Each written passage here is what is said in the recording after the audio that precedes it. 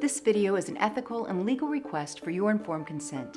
Before undergoing the medical procedure called endoscopic retrograde cholangiopancreatography, ERCP for short, your doctor wants you to understand why the procedure is needed, how it is done, and will explain potential risks, complications, and benefits associated with the procedure, as well as its reasonable alternatives. To help you better understand ERCP, let's start by looking at the body's digestive system. This system is also known as the gastrointestinal tract, GI tract for short. It includes the mouth, throat, esophagus, stomach, small bowel, and large bowel, which ends in the rectum. The upper GI tract is the part of the system that begins at the esophagus and ends at the upper part of the small intestine called the duodenum. ERCP allows doctors to look inside the body's digestive system through the use of an endoscope. It provides a limited view of the internal lining of the upper GI tract, but by injecting contrast into the bile ducts and pancreatic ducts with a specialized catheter, it provides detailed X-ray images of those structures. This is an endoscope.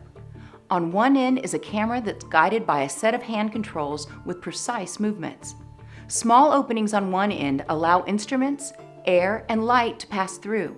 The endoscope will be inserted into your mouth and guided through the upper GI tract. Your doctor will examine your esophagus, stomach, and duodenum on a monitor as the scope is advanced, possibly pausing occasionally to inflate certain areas with air for a clearer view. The most common reasons for ERCP include, but are not limited to, unexplained upper abdominal pain, stones in the gallbladder or bile duct, pancreatitis, jaundice, nausea or vomiting, abnormalities from other GI tests, suspected tumors or other obstructions of the bile ducts and/or pancreas. ERCP rarely causes discomfort. Prior to and during the exam, your doctor will give you intravenous medications to reduce anxiety and to provide sedation. These medications make it difficult for you to remember the exam.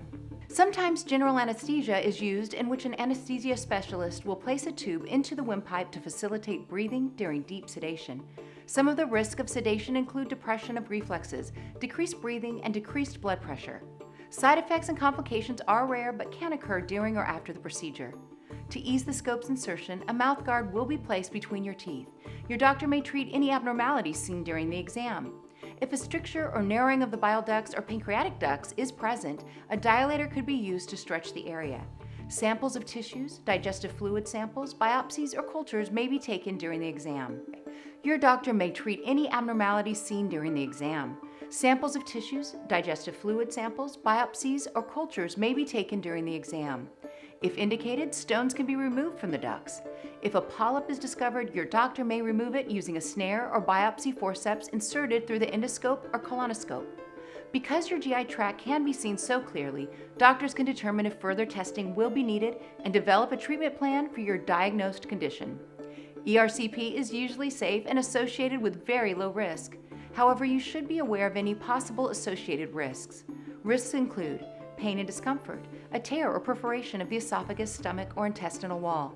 Bleeding can occur from scope trauma, dilation, biopsy, or polyp removal. Pancreatitis. Other risks include loss of teeth, hoarseness, cardiac or respiratory complications, reactions to medications, infection, irritation or phlebitis at the IV site, possibility of missing a lesion or cancer, and other risks specific to your physical and medical condition as discussed with you by your doctor. Extremely rare risks include death, brain damage, disfiguring scars, paralysis, loss of function of an organ or limb. Because sites can be examined directly and with enhanced X-ray, ERCP is considered very accurate. Most doctors consider the results cost-effective with the least risk. However, there are alternatives, such as X-ray tests, scans, and injecting contrast into the bile duct with a needle through the abdomen. The decision to undergo ERCP is yours and should be based on your doctor's evaluation of your particular problem as discussed with you. If you decide not to have the procedure, be aware that your doctor may not be able to properly diagnose or treat your condition, which could worsen or possibly spread. If you have any questions about your need for this procedure or about the procedure itself, ask your doctor. This video can be helpful in your right to informed consent for ERCP, but should not be considered a substitute for discussion with your doctor.